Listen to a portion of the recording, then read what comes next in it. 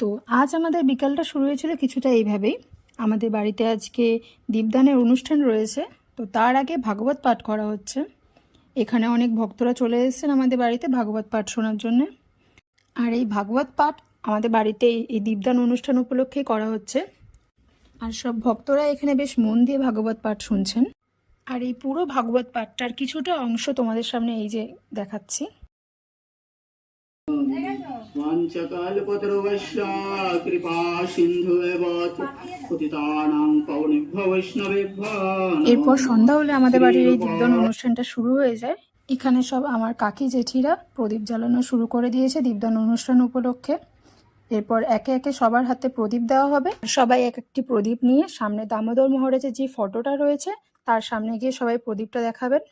এই যে এক একজন করে সবাই মিলে দেখাচ্ছে, একসাথেই দেখাচ্ছে, সবার হাতে একটি একটি করে প্রদীপ রয়েছে।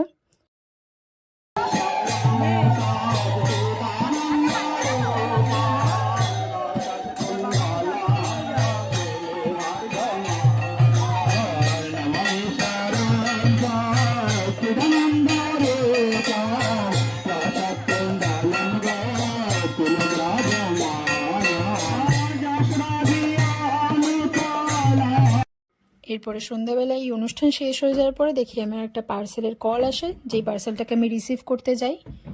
এই পার্সেলের ভেতরে 3টে ইরেজার ছিল, একটা ছিল আমার, একটা আমার বোন জয়শ্রী, আর একটা ছিল হচ্ছে গিয়ে আমার বোন তনুশ্রীর জন্যে।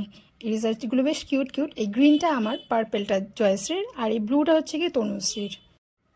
এরপর কাকি চলে গেছিলো তনুশ্রীকে ওর টিউশন থেকে আনতে, আর তার ফাঁকেই কাকি গেছিলো সোনার দোকানে সেনকো গোল্ডে।